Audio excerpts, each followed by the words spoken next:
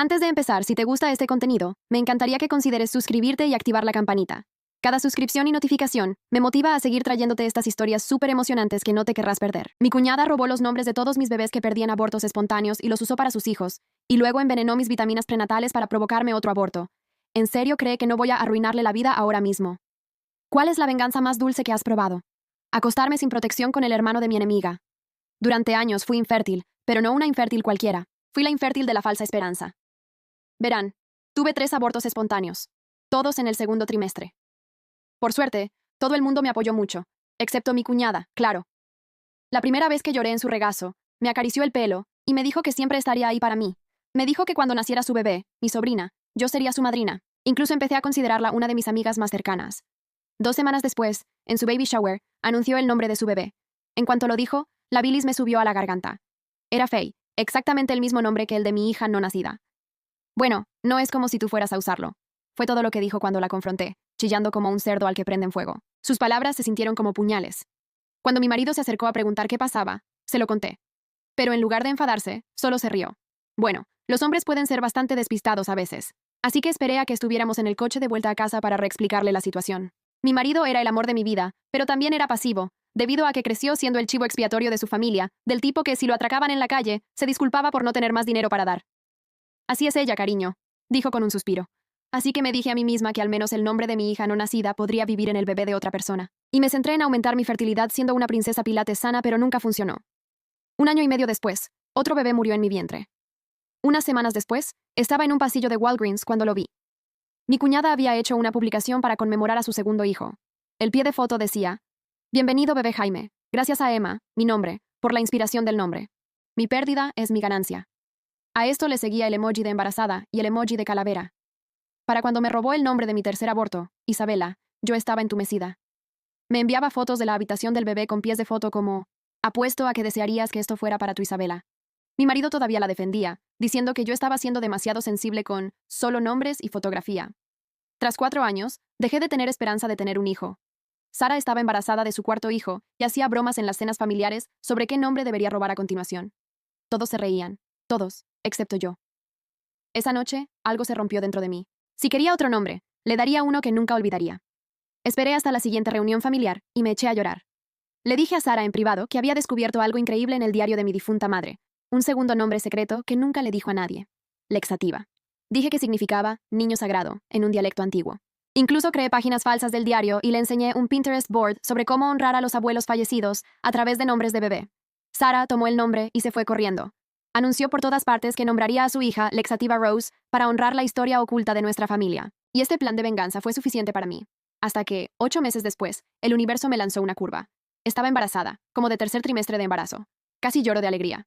No más memoriales, no más preguntas sobre si había algo profundamente malo en mí. Mi marido y yo habíamos estado esperando para anunciarlo, sin querer hacernos ilusiones. Y esa misma semana, recibimos el mensaje de texto. Era Sara invitándonos a su baby shower. Llevé un vestido holgado que lo ocultaba todo. Mi marido apoyó mi decisión, ya no le importaba una mierda. Sara se había esmerado en esta fiesta, más que en cualquiera anterior. Toda la familia estaba allí, además de sus seguidores del blog de mamás, que habían estado siguiendo el viaje de la bebé Lexativa durante meses. Sara estaba a mitad de su discurso sobre el descubrimiento de este nombre familiar sagrado. Fue entonces cuando me levanté. En realidad, Sara, yo también tengo algo que compartir, dije, alisando mi vestido sobre mi ahora evidente barriga. La sala se quedó en silencio total. La boca de Sara se quedó abierta a mitad de la frase. Mi suegra dejó caer su copa de champán. 29 semanas hoy, anuncié, acunando mi vientre. Queríamos estar seguros esta vez. La sala estalló en gritos y felicitaciones. El rostro de Sara se desangró.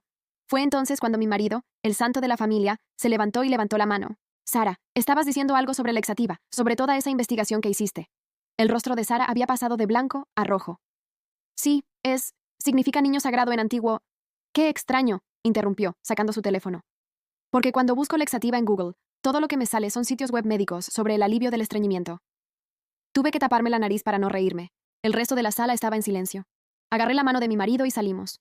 Fue un momento de orgullo para los tres, pero estaba profundamente dormida a las 4:00 am, cuando sentí un fuerte dolor en el estómago, uno que había sentido 3 veces antes.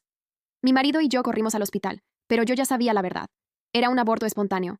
Resultó que una de mis gomitas prenatales nocturnas había sido cambiada por algo que era fatal para mi bebé. Al instante supe que Sara estaba detrás de esto. No pude dormir durante días después de eso. Cada vez que cerraba los ojos, veía la cara de suficiencia de Sarah en ese baby shower. La policía dijo que no podían probar nada sobre las vitaminas. La botella había desaparecido misteriosamente de nuestro baño, y el hospital no pudo detectar qué sustancia específica había causado el aborto. Mi marido finalmente dejó de defender a su hermana. Se sentó en nuestra cama, sosteniendo el bote de vitaminas vacío que habíamos encontrado escondido en nuestro cubo de basura exterior. Le temblaban las manos mientras lo volteaba una y otra vez. Sarah había estado en nuestra casa solo 2 días antes de que sucediera, afirmando que quería ayudar a organizar la habitación del bebé. Empecé a documentar todo. Cada mensaje de texto, cada publicación en redes sociales, cada comentario cruel que Sarah había hecho a lo largo de los años. Mi portátil se convirtió en mi compañero constante, mientras reconstruía un patrón que había estado demasiado herida para ver antes. 3 semanas después de perder a nuestro bebé, descubrí algo que me heló la sangre. La mejor amiga de Sarah, Catherine, trabajaba en la farmacia donde yo surtía todas mis recetas. Recordé haberlas visto reír juntas en reuniones familiares. Catherine siempre hacía preguntas indiscretas sobre mis tratamientos de fertilidad. Conduje hasta la farmacia durante el turno de Catherine. Ella me vio venir y trató de escabullirse a la trastienda, pero la acorralé cerca del pasillo de las vitaminas. Su cara se puso blanca cuando mencioné las vitaminas prenatales. No sé de qué me hablas, tartamudeó, pero le temblaban las manos mientras enderezaba las botellas en el estante. Esa noche, Sarah publicó en su blog de mamás sobre miembros de la familia tóxicos que hacen acusaciones falsas. En cuestión de horas, sus seguidores estaban inundando mis redes sociales con mensajes de odio. Mi teléfono no dejaba de vibrar con notificaciones que me llamaban celosa, delirante y buscadora de atención. Mi marido eliminó sus cuentas de redes sociales después de que los seguidores de su propia hermana también comenzaran a atacarlo. Nos sentamos en nuestra sala, con las cortinas corridas, sintiéndonos como si estuviéramos bajo asedio. Él seguía disculpándose por no haberme creído antes, por todos los años que había permitido la conducta de Sarah. La siguiente cena familiar fue en casa de Sarah. Casi no vamos, pero mi suegra llamó a mi marido llorando, rogándonos que no dejáramos que este tonto malentendido destrozara a la familia. En contra de mi buen juicio fuimos. Sarah había colocado estratégicamente el Moisés de la bebé laxativa justo en el centro del comedor. Cada vez que levantaba la vista de mi plato, veía ese nombre bordado en la manta. Sarah seguía haciendo comentarios sobre cómo algunas personas no podían soportar la felicidad ajena. Durante la cena, Sarah se excusó para alimentar a la bebé.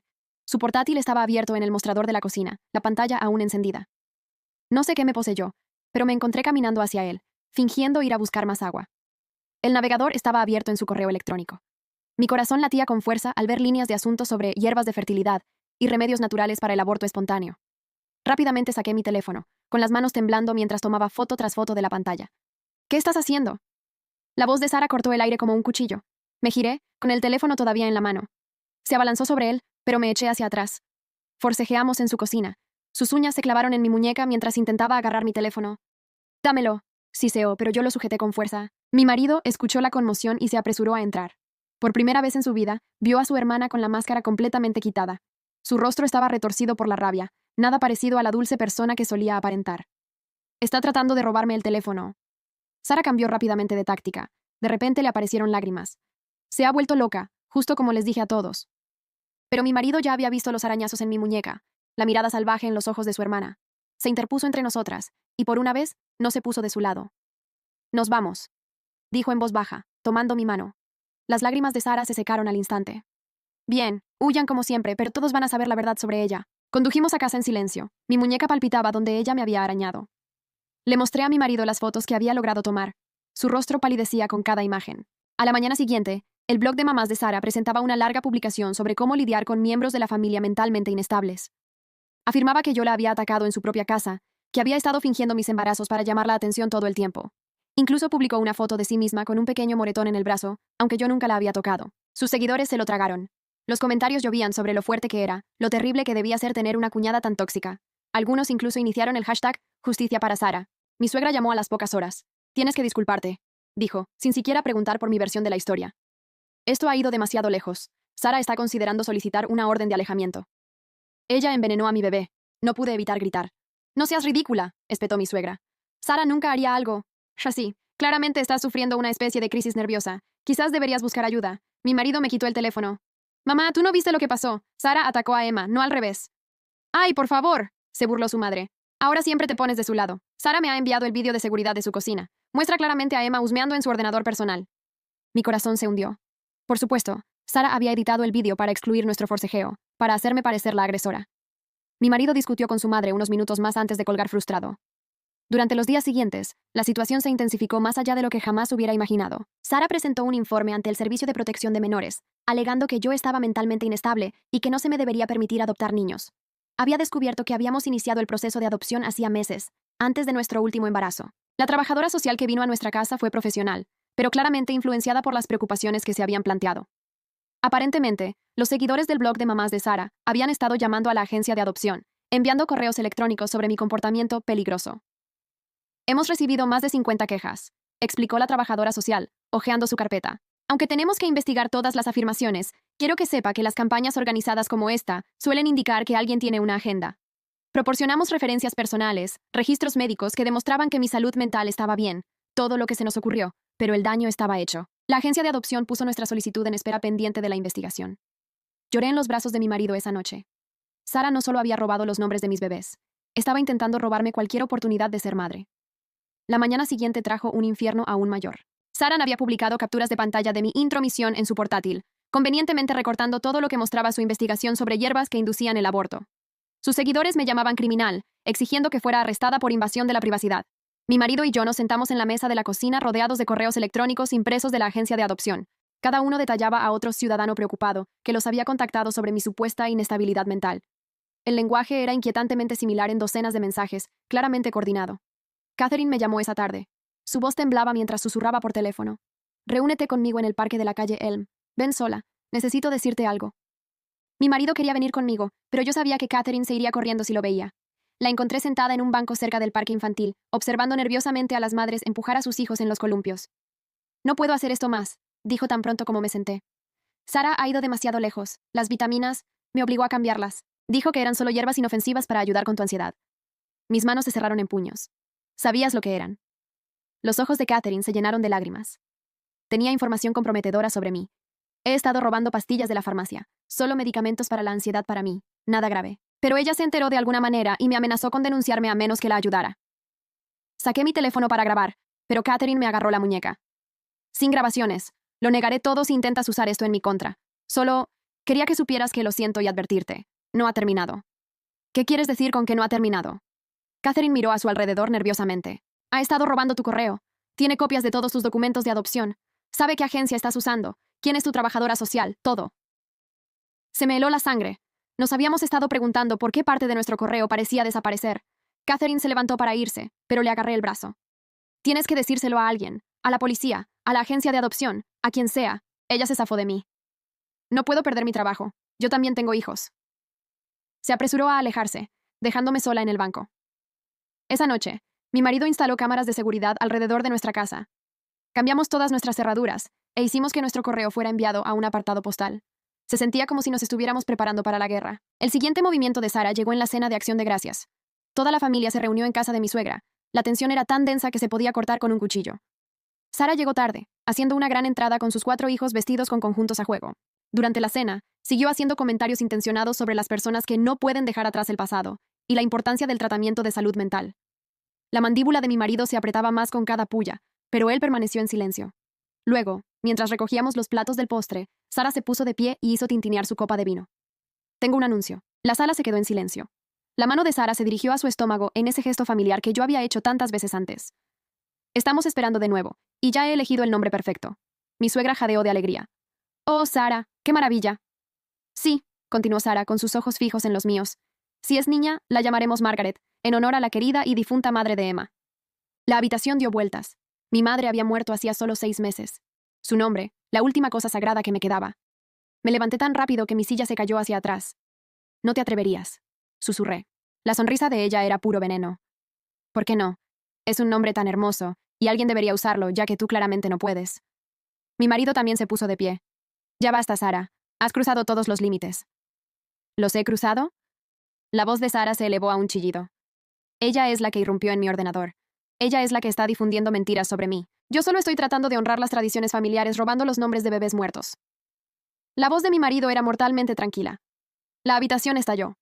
Mi suegro empezó a gritar sobre mantener la paz. El marido de Sara parecía confundido, preguntando qué estaba pasando realmente. Los niños empezaron a llorar. En medio del caos, Sara agarró su teléfono y comenzó a transmitir en vivo para los seguidores de su blog de mamás. Pueden ver cómo me están atacando en mi propia familia, dijo a la cámara. Todo porque quiero honrar a la madre de mi cuñada. Mi marido me agarró la mano. Nos vamos. Mientras nos dirigíamos a la puerta, Sara gritó. Oh, Emma, quizás quieras consultar con la agencia de adopción. Escuché que recibieron información muy interesante sobre tu historial de salud mental. Condujimos a casa en silencio, ambos demasiado furiosos para hablar. Cuando llegamos a casa, había un mensaje en nuestro contestador automático de nuestra trabajadora social de adopción pidiéndonos que llamáramos urgentemente. Me temblaban las manos mientras marcaba el número. La voz de la trabajadora social fue cuidadosamente neutral mientras explicaba que habían recibido documentación que sugería que yo había sido hospitalizada por problemas psiquiátricos varias veces. Eso no es verdad, dije, con la voz quebrada. Nunca he sido hospitalizada por nada, excepto por mis abortos espontáneos. Entiendo, dijo ella, pero tenemos que investigar estas afirmaciones. ¿Puede proporcionar su historial médico completo? Después de colgar, mi marido me encontró sollozando en el suelo de nuestro dormitorio. Me abrazó mientras lloraba, susurrando promesas de que lucharíamos contra esto, de que Sara no ganaría. Al día siguiente, fuimos al hospital para solicitar mis registros médicos. La administradora consultó mi expediente y luego frunció el ceño. Esto es extraño. Hay anotaciones aquí que no reconozco. Mi corazón se hundió cuando nos mostró la pantalla. Alguien había agregado ingresos psiquiátricos falsos a mis registros electrónicos, con diagnósticos completos de trastorno delirante y mentira patológica. Esto es fraude, dijo la administradora. Tendremos que investigar cómo alguien accedió a nuestro sistema. Se necesitaron 2 semanas para que se eliminaran las entradas falsas y se documentaran como fraudulentas. Durante ese tiempo, Sara intensificó su campaña. Creó cuentas falsas de redes sociales con mi nombre, publicando desvaríos desquiciados sobre querer robar los bebés de otras personas. Envió avisos anónimos a mi empleador sobre mi inestabilidad mental. Mi marido comenzó a grabar todo. Compró una pequeña cámara que llevaba en su camisa, documentando cada interacción con su familia. Su madre lo llamó paranoico, pero a él ya no le importaba. El avance llegó de una fuente inesperada. La hija mayor de Sara, Faye, ahora de 8 años, llamó a nuestra casa una noche cuando sus padres estaban fuera. Tía Emma, dijo su pequeña voz, necesito decirte algo. Mami nos hace mentir sobre ti. Mi marido rápidamente comenzó a grabar mientras Faye explicaba cómo su madre la obligaba a ella y a sus hermanos a decirle a la gente que yo era mala con ellos, que les daba miedo que yo decía cosas malas sobre su familia. Ella practica con nosotros, dijo Faye. Nos hace repetir las mentiras hasta que las decimos correctamente. Ya no quiero hacerlo. Nunca ha sido mala con nosotros. Guardamos la grabación, añadiéndola a nuestra creciente pila de evidencia. Pero Sara debió haberse enterado de la llamada de Faye, porque al día siguiente publicó sobre cómo yo estaba manipulando a niños inocentes y poniéndolos en contra de su madre. Sus seguidores estaban furiosos, enviando amenazas de muerte a mis cuentas de redes sociales. Alguien publicó la dirección de mi trabajo y aparecieron manifestantes en mi oficina con carteles llamándome la asesina de bebés y la depredadora de niños. Mi jefe me llamó a su oficina. Sé que esto es personal, dijo, pero está afectando a la empresa. Quizás deberías tomarte un tiempo libre hasta que esto se calme. Fui efectivamente suspendida de mi trabajo. Sara había logrado destruir mi reputación, mis perspectivas profesionales y mi oportunidad de adopción. Pero aún no estaba satisfecha. 2 semanas después, la abuela de mi marido celebró su 90 cumpleaños. Debatimos no ir, pero su abuela siempre había sido amable conmigo, y yo no quería decepcionarla. La fiesta fue en un restaurante. Pensamos que un terreno neutral sería seguro. Sara llegó tarde, como de costumbre, asegurándose de que todas las miradas estuvieran puestas en ella. Besó a parientes al aire, y se deshizo en efusiones sobre su embarazo, ahora visiblemente avanzado durante el corte del pastel. Me excusé para ir al baño. Sara me siguió, comprobando los cubículos para asegurarse de que estábamos solas antes de volverse hacia mí. Simplemente deberías rendirte, dijo de manera conversacional, aplicándose el lápiz labial en el espejo. Nunca vas a ser madre. La agencia de adopción ya ha rechazado tu solicitud. Oh, ¿no lo sabías? Tengo una amiga que trabaja allí. Me quedé en silencio, recordando que la cámara de mi marido estaba grabando todo. Sara continuó, confundiendo mi silencio con la derrota. Fue muy fácil, de verdad. Catherine en la farmacia, mi amiga en el hospital que ayudó con tus registros médicos, la trabajadora social que me debía un favor. Nunca tuviste una oportunidad. ¿Por qué? Pregunté finalmente. ¿Qué te hice yo alguna vez? El reflejo de Sara me sonrió. Te casaste con él. Me quitaste a mi hermano. Se suponía que él siempre me pondría a mí primero. Y luego llegaste tú con tu historia de infertilidad, y de repente se preocupaba más por ti que por mí. Así que, ¿asesinaste a mis bebés? Sara se rió. No asesiné nada. Hiciste todo eso por tu cuenta. Solo ayudé a la naturaleza con el último. Considéralo un favor. Claramente no estás destinada a ser madre. Salí del baño sin decir otra palabra, con el corazón latiéndome con fuerza. Finalmente teníamos su confesión grabada. Pero cuando mi marido revisó la cámara esa noche, la batería se había agotado misteriosamente justo antes de que Sara me siguiera al baño. No teníamos nada. El siguiente golpe vino del marido de Sara, quien llamó a mi marido pidiendo reunirse en privado. Asumimos que nos iba a amenazar, pero en cambio parecía exhausto y derrotado. Encontré su diario, dijo, deslizando una libreta de cuero por la mesa. No estaba husmeando. Se le cayó del bolso. Creo que necesitas ver esto. El diario era de Sara, y era condenatorio. Página tras página detallaba sus planes para destruirme, su regocijo por cada aborto espontáneo, su coordinación con Catherine y otros para sabotear mi vida. Pero lo más inquietante eran las entradas sobre otros miembros de la familia a los que había atacado a lo largo de los años. Había envenenado al gato de su suegra, porque la mujer le había sugerido que esperara para tener hijos. Había saboteado la boda de su prima acostándose con el novio. Había conseguido que expulsaran a su compañera de universidad plantando sustancias en su dormitorio. No sé con quién me casé, dijo el marido de Sara, con la voz quebrada. Los niños... Voy a solicitar el divorcio. Testificaré sobre lo que encontré si me necesitan. Fotocopiamos cada página del diario antes de devolverlo. Finalmente, teníamos pruebas reales. Pero Sara golpeó primero. A la mañana siguiente, la policía se presentó en nuestra puerta con una orden. Alguien había informado que estábamos traficando con sustancias y necesitaban registrar nuestra casa. Mi marido y yo nos quedamos en nuestra sala, viendo cómo los oficiales destrozaban nuestra vida cuidadosamente reconstruida.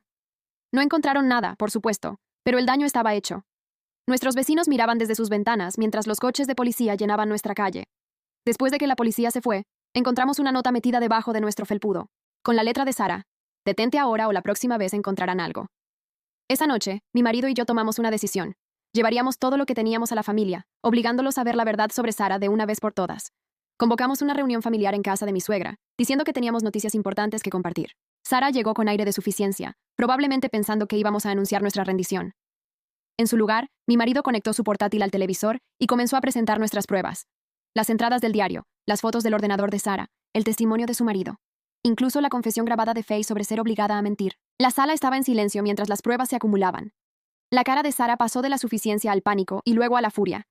Cuando mostramos la entrada del diario sobre el envenenamiento del gato, mi suegra jadeó.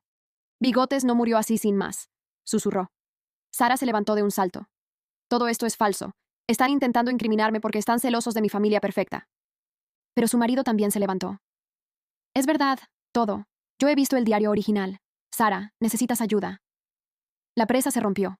Otros miembros de la familia comenzaron a compartir sus propias historias sobre la crueldad de Sara a lo largo de los años. Su patrón de comportamiento se hizo innegable. La máscara de Sara finalmente se hizo añicos por completo. Les gritó a todos, llamándolos mentirosos y traidores. Agarró un jarrón y lo tiró contra la pared, enviando cristales rotos por toda la habitación. ¿Quieres destruirme?, me chilló. Bruja estéril, nunca tendrás lo que yo tengo, nunca. Su hijo mayor, Jaime, comenzó a llorar. Mamá, para. Nos estás asustando. Pero Sara estaba más allá de la razón. Se abalanzó sobre mí, y esta vez no retrocedí. Mi marido y el suyo tuvieron que separarnos mientras ella me arañaba la cara, gritando obscenidades. Debí haber usado algo más fuerte en esas vitaminas, gritó. Debí haberme asegurado de que nunca pudieras volver a intentarlo. La sala se quedó completamente en silencio. Incluso Sara pareció darse cuenta de lo que acababa de admitir. La voz de mi suegro era fría. Sal de mi casa. No vuelvas. Sara miró a su alrededor a su familia, a sus hijos, a su marido. Todos la miraban con horror y asco. Bien, escupió, pero me llevo a mis hijos. No, dijo su marido con firmeza. No lo harás. Niños, vengan aquí. Los 4 niños corrieron hacia su padre, incluso la bebé laxativa en brazos de Faye. Sara se quedó sola en el centro de la habitación. Viendo por fin las consecuencias de sus acciones, se fue sin decir una palabra más, dando un portazo al salir. La familia se quedó en un silencio atónito por un momento antes de que mi suegra comenzara a llorar. Lo siento mucho, sollozó, extendiendo la mano hacia la mía. Debería haber creído. Todos esos bebés. Lo siento mucho. Las consecuencias fueron rápidas. Catherine, aterrada de perder su licencia de farmacéutica, se presentó con una confesión completa sobre el cambio de mis vitaminas. Proporcionó recibos, mensajes de texto de Sara, todo lo necesario para probar lo que había sucedido. El marido de Sara solicitó la custodia de emergencia y una orden de alejamiento. Los papeles de divorcio citaban su diario como prueba de que era una madre no apta. También compartió que había encontrado búsquedas en su ordenador sobre cómo inducir abortos espontáneos, que databan de hacía años. El blog de mamás de Sara implosionó cuando alguien filtró extractos de su diario a sus seguidores. La mujer que había construido su marca en ser la madre perfecta quedó expuesta como una sociópata calculadora que había envenenado a miembros de la familia y saboteado embarazos. En cuestión de días, lo perdió todo. Su marido, sus hijos, su familia, sus seguidores en línea. La agencia de adopción llamó para disculparse y reactivar nuestra solicitud, señalando que las quejas fraudulentas en realidad fortalecerían nuestro caso al demostrar que podíamos manejar la adversidad. 3 meses después, mi marido y yo estábamos en un juzgado, finalizando la adopción de mellizos recién nacidos. Los nombramos Isabela y Jaime, reclamando los nombres que Sara había robado. Mientras firmábamos los papeles, pensé en el largo viaje que nos había traído hasta aquí. Sara se enfrentaba a cargos criminales por la manipulación de las vitaminas, aunque su abogado estaba presionando para llegar a un acuerdo de culpabilidad que implicara tratamiento de salud mental en lugar de cárcel. Sus hijos estaban prosperando con su padre, finalmente libres de la influencia tóxica de su madre. Faye había vuelto a llamarme tía Emma, y me preguntó si podía ayudar a cuidar a los mellizos cuando fueran mayores. Quiero ser una buena prima mayor, me había dicho, no como mi mamá fue una hermana. Mientras conducíamos a casa con nuestros bebés, mi marido se acercó y me apretó la mano. Habíamos sobrevivido a la campaña de terror de Sara, y de alguna manera habíamos salido más fuertes. Los mellizos balbuceaban en sus asientos de coche, y yo sonreí entre mis lágrimas. Sara había intentado robarme todo, pero al final, solo se había robado a sí misma. Yo tenía a mi familia, a mis bebés, mi vida de vuelta, y Sara tenía exactamente lo que siempre había dado a los demás, nada más que las consecuencias de su propia crueldad. La ceremonia de adopción en el juzgado terminó al mediodía. A las 12:30, Sara ya estaba causando problemas. Mi marido la vio primero, parada al otro lado de la calle frente a las escaleras del juzgado donde nos estábamos tomando fotos con Isabela y Jaime. Llevaba gafas de sol oversize y una gorra de béisbol, pero su postura rígida la delataba. «No mires», susurró, moviéndose para bloquear su vista de los mellizos. El fotógrafo notó nuestra atención y sugirió que nos moviéramos al jardín del juzgado. Mientras nos alejábamos, escuché pasos rápidos detrás de nosotros. Sara había cruzado la calle. «Esos deberían haber sido mis nombres para dar», gritó. La seguridad la interceptó antes de que se acercara. Vimos cómo la escoltaban mientras gritaba sobre sus derechos como tía. Los mellizos durmieron durante todo, sin ser conscientes del drama que rodeaba su primer día oficial como nuestros. Esa tarde, descubrimos que Sara había estado más ocupada de lo que pensábamos. Nuestro anuncio de adopción en redes sociales, publicado por mi suegra con nuestro permiso, había sido capturado y vuelto a publicar en el nuevo blog de Sara con comentarios sobre ladrones de bebés y robadores de nombres. Catherine me envió un mensaje de texto de advertencia. Sara había estado en la farmacia esa mañana haciendo preguntas extrañas sobre medicamentos para bebés y alergias. Catherine se había negado a darle cualquier información y alertó a su gerente, pero el encuentro dejó a todos intranquilos. Instalamos una cámara en el timbre esa noche. Mi marido también cambió a nuestro pediatra a uno al otro lado de la ciudad, solo para estar seguros. Los mellizos necesitaban su primer chequeo la próxima semana, y no íbamos a arriesgarnos. El marido de Sara llamó al día siguiente con noticias inquietantes. Había entrado en su casa mientras los niños estaban en la escuela, llevándose álbumes de fotos y ropa de bebé. También había dejado una nota exigiendo visitas con sus hijos. La orden de alejamiento también cubre a los niños, nos aseguró. Pero se está desesperando. Se ha estado quedando con diferentes amigos, diciéndoles que todos se han puesto en su contra sin motivo. 3 días después, Sara apareció en el lugar de trabajo de mi marido. Había esperado en el estacionamiento, acercándose a él mientras caminaba hacia su coche. Mi marido inmediatamente comenzó a grabar con su teléfono. «Envenenaste a todos contra mí», dijo, bloqueando su camino. «Ni siquiera mis propios hijos me hablan». Mi marido intentó rodearla, pero ella se movió con él. «Sara, tienes que irte. Estás violando la orden de alejamiento». «Ese trozo de papel no significa nada. Eres mi hermano. Se supone que debes protegerme, no destruirme». «Te destruiste a ti misma», dijo él en voz baja. El rostro de Sara se contorsionó. Agarró su teléfono y lo lanzó contra la pared de hormigón. Se hizo añicos al impactar. Luego corrió a su coche y se alejó a toda velocidad antes de que llegara la seguridad. El teléfono roto significó que perdimos esa grabación, pero las cámaras del estacionamiento lo captaron todo. Mi marido presentó una denuncia policial y se emitió una orden de arresto contra Sara. Ella evadió a la policía por una semana. Durante ese tiempo, creó docenas de perfiles falsos en redes sociales, inundando nuestras cuentas y las páginas de nuestros empleadores con acusaciones. Afirmó que le habíamos robado a sus hijos, arruinado su matrimonio y que habíamos plantado pruebas en su contra. Un perfil en particular se destacó. Usaba fotos de Isabela y Jaime del juzgado, editadas para incluir a Sara sosteniéndolos. Los pies de foto afirmaban que eran sus mellizos y que los habíamos secuestrado. Varios de sus antiguos seguidores del blog, todavía leales a pesar de todo, compartieron las publicaciones. Mi jefe me llamó de nuevo a su oficina. «Sé que esto no es culpa tuya», dijo, deslizando una captura de pantalla impresa sobre su escritorio. «Pero Recursos Humanos está preocupado. Estas acusaciones de secuestro, aunque sean falsas, están afectando nuestro lugar de trabajo». Me quedé mirando la foto falsa de Sara con nuestros mellizos. «¿Qué me estás diciendo?» «Tómate una licencia prolongada. Pagada. Deja que esta situación se resuelva y luego reevaluaremos». Recogí mi escritorio esa tarde, tratando de no llorar. Sara ahora me había costado mi empleo activo además de todo lo demás. Esa noche, Faye volvió a llamar. Su voz era apenas un susurro. «Tía Emma, mamá está aquí. Está afuera de la casa de papá. Sigue enviándome mensajes de texto para que la deje entrar». Mi marido llamó inmediatamente a su cuñado mientras yo me quedaba con Faye. Podíamos escuchar a Sara golpear la puerta, gritando por sus hijos. «Dice que tiene nuevas vitaminas para la bebé», susurró Faye. «Unas especiales para hacerla inteligente como ella». Se me heló la sangre. «Faye, no abras esa puerta. Aléjate de las ventanas». La policía llegó en cuestión de minutos. Escuchamos por teléfono cómo arrestaban a Sara. Gritó todo el tiempo sobre sus derechos como madre, cómo todos habíamos conspirado contra ella, cómo solo quería darle vitaminas a su bebé. Encontraron un bote de pastillas sin etiquetar en su bolso. Sara pasó 2 noches en la cárcel antes de pagar la fianza. Su abogado argumentó que estaba teniendo una crisis de salud mental y que necesitaba tratamiento, no encarcelamiento. El juez acordó la fianza con condiciones. Tenía que usar un monitor de tobillo y mantenerse alejada de todos los miembros de la familia. Las pastillas dieron positivo para un sedante suave, nada inmediatamente peligroso, pero completamente inapropiado para un bebé. Fue suficiente para añadir el cargo de tentativa de poner en peligro a un niño a sus acusaciones. Los antiguos amigos de Sara comenzaron a distanciarse a medida que surgía más verdad. Una de ellas, una mujer llamada Patricia, que había estado alojando a Sara, me llamó directamente. Lo siento, dijo Patricia. Creí sus historias sobre ti, pero luego la sorprendí en mi botiquín a las 3:00 am, revisando mis recetas. Cuando la confrontaste, dijo que solo buscaba una aspirina, terminé. No, y hay más. Ha estado usando mi ordenador para crear esos perfiles falsos. Tengo capturas de pantalla de todo. Patricia nos envió por correo electrónico docenas de capturas de pantalla que mostraban la actividad de Sara, creando cuentas falsas, editando fotos, coordinando campañas de acoso. Todo estaba allí, con sello de tiempo e innegable. Lo añadimos a nuestro archivo de pruebas, que se había engrosado lo suficiente como para llenar una caja de archivo. Mi marido organizó todo cronológicamente, preparándose para el juicio penal. Mientras tanto, nos centramos en nuestra nueva vida con los mellizos. Estaban prosperando, ganando peso y comenzando a sonreír. Isabela tenía los ojos de mi marido, mientras que Jaime tenía mi mentón obstinado.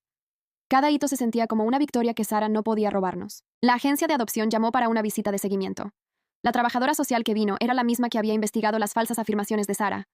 Sonrió cuando vio lo bien que les iba a los mellizos. Quiero disculparme de nuevo por la investigación, dijo, observando cómo Isabela agarraba mi dedo. Está claro ahora que esas quejas fueron maliciosas. Entendemos que tenían que seguir el protocolo, dijo mi marido. Sí, pero quiero que sepan que marcamos el nombre de Sara en nuestro sistema. Si alguna vez intenta adoptar o interferir con otra adopción, lo sabremos de inmediato. Era un pequeño consuelo, pero tomábamos cualquier protección que pudiéramos obtener. El siguiente movimiento de Sara llegó a través de su abogado. Estaba demandando por derechos de abuela, alegando que estábamos alienándola de su relación legítima con los mellizos.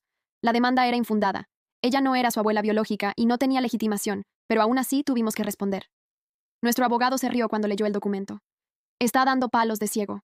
Ningún juez querrá siquiera escuchar este caso. Tenía razón. La demanda fue desestimada en una semana. Pero Sara no se detuvo ahí. Comenzó a aparecer en lugares donde sabía que estaríamos. La tienda de comestibles, el parque, la consulta del pediatra, siempre manteniéndose lo suficientemente lejos para no violar el requisito de distancia de la orden de alejamiento, pero lo suficientemente cerca para hacer notar su presencia. Una tarde en el parque, se sentó en un banco a 15 metros de distancia, mirándonos fijamente todo el tiempo. Otros padres se dieron cuenta y alejaron a sus hijos de ella. Cuando una madre preocupada preguntó si la conocíamos, simplemente dije que era alguien contra quien teníamos una orden de alejamiento. La noticia se difundió rápidamente por el patio de recreo. Sara debió haberse dado cuenta de que sus tácticas no estaban funcionando porque cambió de enfoque. Comenzó a enviar cartas a nuestra casa a través de su abogado, afirmando que quería reconciliarse. Cada carta contenía amenazas sutiles envueltas en un lenguaje de perdón y sanación familiar. Te perdono por poner a mi familia en mi contra, decía una carta. Estoy dispuesta a dejar atrás las mentiras que has difundido si tan solo me permites ser parte de la vida de los mellizos. Necesitan a su tía. No me obligues a probar cuánto. Entregamos cada carta a nuestro abogado y a la policía. El detective que manejaba su caso nos dijo que estaban construyendo un fuerte caso de acoso, además de los cargos existentes. Catherine se puso en contacto de nuevo, esta vez con más información.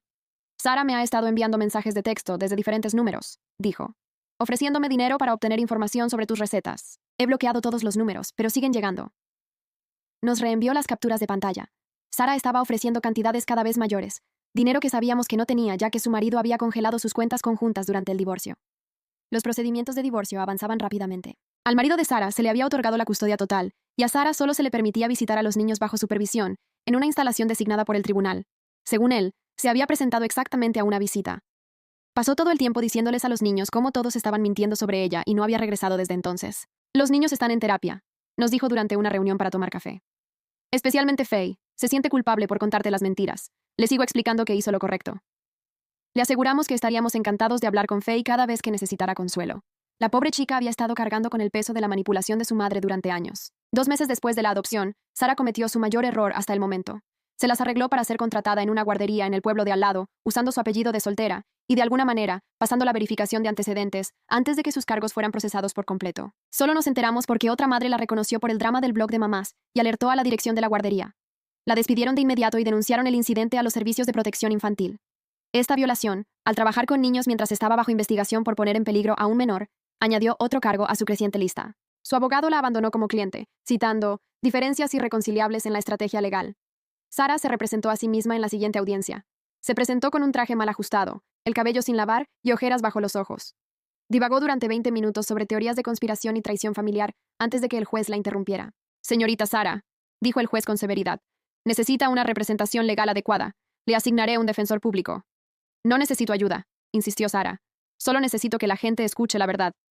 ¿La verdad según quién?, preguntó el juez. Según yo, Yo soy la víctima aquí. El juez programó otra audiencia y ordenó a Sara que se sometiera a una evaluación psiquiátrica. Ella salió furiosa de la sala del tribunal, gritando sobre la injusticia. En el estacionamiento, nos confrontó de nuevo. Esta vez, mi marido y yo estábamos preparados.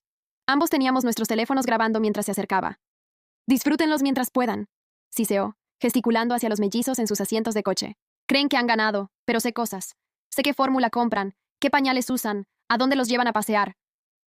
Sara, estás siendo grabada, dijo mi marido con calma, y estás violando la orden de alejamiento. Ella se rió, un sonido desprovisto de cordura. ¿Orden de alejamiento? ¿Te refieres a esa broma de papel? La he violado una docena de veces. Seguirlos es fácil cuando son tan predecibles. Gracias por la confesión, dije, finalizando la grabación. Su rostro se puso blanco al darse cuenta de lo que había hecho. Se dio la vuelta y corrió hacia su coche, pero la seguridad del tribunal ya se estaba acercando. La detuvieron hasta que llegó la policía. Esta vez, la fianza fue revocada. Sara esperaría el juicio desde la cárcel. El juez citó su confesión de múltiples violaciones de la orden de alejamiento y el patrón de comportamiento escalado como razones para mantenerla detenida. Su marido trajo a los niños a visitarnos la semana después del encarcelamiento de Sara. Era la primera vez que veían a los mellizos en persona. Fay fue cariñosa y dulce con ellos, mientras que Jaime y los otros niños estaban curiosos pero cuidadosos. ¿Mamá está en la cárcel?, preguntó el pequeño Jaime a su padre. Sí, amigo. Tomó algunas malas decisiones. ¿Es nuestra culpa?, preguntó Isabela, su rostro de 7 años arrugado por la preocupación. No, cariño, nada de lo que hizo mamá es culpa vuestra. Está enferma de la mente y necesita ayuda. Los niños parecieron aceptar esta explicación. Jugaron con los juguetes de los mellizos y ayudaron a darles el biberón. Fue un vistazo de cómo podrían haber sido las reuniones familiares si Sara no hubiera envenenado todo con sus celos. Mi suegra vino más tarde esa semana. Había envejecido años en los últimos meses. El estrés de las acciones de Sara pesaba mucho sobre ella. Le fallé de alguna manera, dijo, mirando dormir a los mellizos. Debo haberlo hecho. La gente normal no hace lo que ella hizo. La enfermedad mental no significa que hayas fallado como madre, le dijo mi marido suavemente. Sara tomó decisiones, malas, y eso es culpa suya, no tuya. Pasamos la tarde mirando viejos álbumes de fotos, imágenes de Sara de niña, sonriendo y aparentemente normal. Mi suegra señaló momentos que ahora reconocía como señales de advertencia. La rabia de Sara cuando no ganaba un juego, su manipulación de primos más jóvenes, la misteriosa enfermedad de un compañero de clase que le había ganado la presidencia de la clase. Siempre ponía excusas, admitió mi suegra. Decía que era competitiva, ambiciosa. Nunca quise ver lo que realmente había allí. El juicio penal fue fijado para dentro de 6 meses. El defensor público de Sara estaba intentando construir una defensa por locura, pero el fiscal se sentía seguro. La evidencia era abrumadora.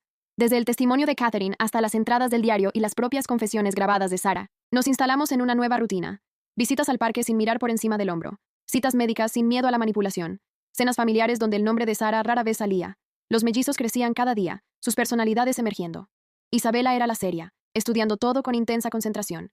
Jaime era todo sonrisas y risitas, encantando a todos los que conocía. Eran perfectos, eran nuestros, y Sara no podía tocarlos desde detrás de los barrotes. La guardería donde Sara había trabajado brevemente nos envió una carta. Iban a implementar nuevos procedimientos de verificación de antecedentes debido a lo sucedido. También nos ofrecieron cuidado de niños gratuitos si alguna vez lo necesitábamos, su forma de disculparse por el fallo de seguridad. Declinamos cortésmente. Los mellizos se quedarían con la familia o amigos de confianza cuando fuera necesario. La confianza se ganaba lentamente en estos días. Catherine envió un último mensaje de texto. Me mudo, nuevo trabajo, nuevo estado. Necesito empezar de nuevo donde nadie sepa lo que hice. Lo siento de nuevo. Cuida de esos bebés. No respondí. Algunos puentes, una vez quemados, no se podían reconstruir. 5 meses después del encarcelamiento de Sara, recibimos una noticia inesperada. Estaba embarazada. Aparentemente, había estado viendo a alguien antes de su arresto y ahora se enfrentaba a dar a luz en prisión. Su marido estaba devastado. Esos niños no merecen otro hermanastro nacido en este lío, dijo. ¿Y quién sabe qué tomó mientras estaba embarazada? Ella no estaba estable. El embarazo añadió otra capa de complejidad al juicio. Su abogado presionó más para la defensa por locura, argumentando que ninguna mujer sana cometería crímenes estando embarazada. El fiscal replicó que las acciones calculadas de Sara mostraban clara premeditación, no locura. Asistimos a cada audiencia previa al juicio, sentados en silencio en la parte de atrás, dando testimonio. Sara se veía más grande y desaliñada con cada aparición. Nos miraba con odio puro, sus manos esposadas sobre su vientre en expansión. Durante una audiencia, explotó. Me robaron la vida, gritó, señalándonos. Mis bebés, mi familia, todo. Y ahora se sientan ahí, juzgándome. El juez ordenó que la sacaran de la sala. Mientras los guardias la escoltaban fuera, se giró una vez más. Isabela y Jaime se suponía que eran míos. La sala se quedó en silencio después de su arrebato. Incluso su abogado parecía derrotado. Un mes antes del juicio, Sara se puso de parto. La bebé, una niña, nació sana a pesar de los temores de todos. Sara la llamó Emma. Me temblaron las manos cuando lo escuché. Incluso ahora, incluso después de todo, estaba tratando de hacerme daño. Usando mi nombre para su hija, concebida en el caos y nacida bajo custodia. Los servicios sociales se llevaron a la bebé Emma de inmediato. Sara no tenía derechos sobre ella dada su situación actual y sus cargos. La bebé fue a cuidado de crianza temporal, mientras el Estado decidía su colocación permanente. El marido de Sara consideró acogerla, pero finalmente decidió no hacerlo. Mis hijos han pasado por suficiente, explicó. No puedo traer a casa a su media hermana como un recordatorio constante de la crisis de su madre. El juicio comenzó en una fría mañana de febrero. Isabela y Jaime tenían 11 meses, caminaban y balbuceaban sus primeras palabras. Los dejamos con mi suegro y tomamos nuestros asientos en la sala. Sara entró esposada, su cuerpo posparto cubierto con un mono naranja. Había perdido peso desde que dio a luz, su rostro demacrado y vacío. Nos encontró de inmediato en la galería, su mirada inquebrantable. Catherine testificó primero, detallando cómo Sara la había chantajeado para que cambiara mis vitaminas. Se echó a llorar durante el contrainterrogatorio, pero se mantuvo firme en su historia. La farmacia ya le había revocado su licencia. Este testimonio era parte de su acuerdo de culpabilidad. El marido de Sara fue el siguiente, presentando el diario y describiendo años de comportamiento manipulador que no había visto. Compartió historias de la crueldad escalada de Sara hacia los miembros de la familia, su obsesión por el control, su incapacidad para aceptar cualquier ofensa percibida. Cuando fue mi turno de testificar, hablé clara y tranquilamente sobre los nombres robados, las vitaminas envenenadas, la destrucción sistemática de mi vida. Mostré fotos de los mellizos, sanos y prósperos a pesar de los intentos de Sara de evitar su existencia. Ella quería que yo sufriera, dije, cruzando la mirada con Sara, porque yo tenía algo que ella no podía controlar, el amor y la lealtad de su hermano. El abogado de Sara intentó pintarme como vengativa, sugiriendo que había orquestado todo para robar la vida de Sara. Pero la evidencia habló más fuerte que sus teorías. La fiscalía presentó todo. Los correos electrónicos, los perfiles falsos en redes sociales, los registros médicos adulterados, la campaña de acoso. Reprodujeron grabaciones de las amenazas y confesiones de Sara. Le mostraron al jurado las píldoras sin marcar que había llevado a casa de sus hijos. Sara testificó en su propia defensa en contra del consejo de su abogado. Divagó sobre conspiraciones y traiciones, afirmando que yo había estado planeando destruirla desde el día en que conocí a su hermano. Insistió en que las vitaminas estaban destinadas a ayudarme, que los nombres eran coincidencias, que todos estaban mintiendo. Soy una buena madre, insistió, con lágrimas corriendo por su rostro. Me quitaron a mis bebés porque están celosos de lo que yo tenía. El contrainterrogatorio del fiscal fue brutal. La guió a través de cada pieza de evidencia, obligándola a confrontar sus propias palabras y acciones. La historia de Sara cambiaba con cada pregunta, las contradicciones se acumulaban. Finalmente preguntó, ¿manipuló o no las vitaminas prenatales de Emma? Sara se quedó en silencio por un largo momento. Luego dijo en voz baja, ella no merecía ser madre. La sala se alborotó. El juez pidió orden mientras el abogado de Sara se llevaba las manos a la cabeza. Acababa de confesar en el estrado. Los argumentos finales fueron breves. La evidencia era abrumadora. La confesión, condenatoria. El jurado deliberó durante menos de 2 horas. Culpable de todos los cargos. Sara no mostró emoción mientras se leía el veredicto. Miraba fijamente al frente, con el rostro en blanco. El juez programó la sentencia para el mes siguiente. Fuera del juzgado, nos esperaban reporteros. Pasamos de largo sin hacer comentarios. No había nada que decir. Se había hecho justicia, pero no traía alegría. Una familia estaba destrozada, niños sin madre, una niña llamada Emma creciendo en cuidado de crianza temporal. La audiencia de sentencia fue más tranquila. Sara parecía medicada, sus movimientos lentos y deliberados. Los testigos de carácter hablaron de ambos lados. Sus hijos no asistieron. El juez la sentenció a 15 años con posibilidad de libertad condicional en 7. Cumpliría su condena en una institución con un programa de salud mental. Fue más indulgente de lo que quería el fiscal, pero más dura de lo que esperaba su abogado. Mientras los guardias se la llevaban, Sara se giró por última vez. «Cuida de mi Emma», dijo en voz baja. No supe si se refería a mí o a la bebé. Tal vez a ambas, tal vez a ninguna. Condujimos a casa con nuestros mellizos, quienes nos recibieron con sonrisas y brazos extendidos. Isabela había aprendido a decir «mamá» mientras no estábamos. Jaime demostró su nueva habilidad para apilar bloques. Esa noche, después de que los mellizos se durmieran, mi marido y yo nos sentamos en nuestro porche. Las estrellas brillaban, el aire estaba fresco. No hablamos del juicio ni de Sara ni de los años de dolor. Simplemente nos sentamos juntos, respirando la paz. 2 semanas después, recibimos una llamada de los servicios sociales. La bebé Emma de Sara necesitaba una colocación permanente. ¿Consideraríamos adoptarla? Mi marido y yo nos miramos, luego a nuestros mellizos jugando en el suelo. Isabela intentaba darle de comer un coche de juguete a Jaime mientras él se reía. Eran tan felices, tan inocentes. Lo pensaremos, le dije a la trabajadora social. Esa noche, hablamos durante horas. ¿Podríamos criar a la hija de Sara? ¿Podríamos mirarla todos los días y no ver a su madre? ¿Podríamos negarle a una bebé inocente un hogar amoroso por quien la dio a luz? Al final, el amor ganó. La bebé Emma se unió a nuestra familia 3 meses después. Mantuvimos su primer nombre, pero le dimos un nuevo segundo nombre, Esperanza, Hope. Los hijos de Sara nos visitaban a menudo. Adoraban a los 3 bebés por igual, especialmente Faye, quien se tomaba muy en serio su papel como prima mayor. Su padre comenzó a salir con una mujer amable que trataba bien a los niños. La curación fue lenta, pero estaba sucediendo. Mi suegra encontró la paz al ser abuela. Se desvivía por todos los niños por igual, recuperando el tiempo perdido. Nunca mencionaba a Sara a menos que se le preguntara, e incluso entonces solo brevemente. Está recibiendo ayuda, era todo lo que decía. Eso es lo que importa ahora. Volví al trabajo cuando los mellizos cumplieron 2 años. Mi jefe me dio la bienvenida con un ascenso, reconociéndolo profesionalmente que había manejado una situación imposible. Mis compañeros de trabajo organizaron una pequeña fiesta, con fotos de los bebés en mi escritorio. La vida se asentó en una nueva normalidad. 3 niños menores de 3 años eran un caos, pero un caos hermoso. Emma creció sin parecerse en nada a su madre biológica. Todos sonrisas brillantes y naturaleza amable. Los mellizos la aceptaron como su hermana sin preguntas. Les contamos la verdad de manera apropiada a su edad, a medida que crecían, sobre las familias complicadas, sobre la enfermedad mental, sobre elegir el amor sobre el odio, sobre cómo a veces las personas que deberían amarte no pueden hacerlo, pero eso no significa que no seas digno de ser amado. Catherine escribió una vez una larga carta de disculpa e información sobre su nueva vida. Estaba en terapia, trabajando en un hospital, tratando de enmendar sus decisiones. Le respondí una vez, deseándole lo mejor, pues algo de perdón lleva tiempo. El marido de Sara se volvió a casar cuando su hijo menor cumplió 10 años. La boda fue pequeña, pero alegre. Los 4 niños estuvieron en la fiesta de bodas, radiantes de felicidad. Habían encontrado estabilidad de nuevo. Recibimos actualizaciones ocasionales sobre Sara de su abogado. Estaba tomando su medicación, asistiendo a terapia, trabajando en la biblioteca de la prisión. Encontró la religión, luego la perdió, luego la encontró de nuevo. Escribió cartas a sus hijos, que su exmarido guardaba sin abrir, esperando a que ellos decidieran si querían leerlas algún día. Nunca nos escribió a nosotros. Estábamos agradecidos por eso. En el 5º cumpleaños de los mellizos, hicimos una gran fiesta. Todos los primos vinieron junto con amigos de la escuela y vecinos. Faye, ahora una adolescente, ayudó a organizar los juegos. Los otros hijos de Sara cantaron «Feliz cumpleaños» con alegría genuina. La bebé Emma, ahora de 3 años, intentó apagar las velas de sus hermanos. Isabela la detuvo suavemente mientras Jaime se reía. Eran tan pacientes con su hermana pequeña, protectores y amorosos. La abuela de mi marido, ahora de 95 años, se sentó en su silla de ruedas radiante. Había vivido para ver a su familia sanar de las fracturas que Sara había causado. Sostuvo a la bebé Emma en su regazo, susurrándole historias sobre la historia de la familia, las partes buenas. Esa noche, después del pastel, los regalos y demasiada emoción, acostamos a 3 niños agotados. Isabela insistió en un cuento más.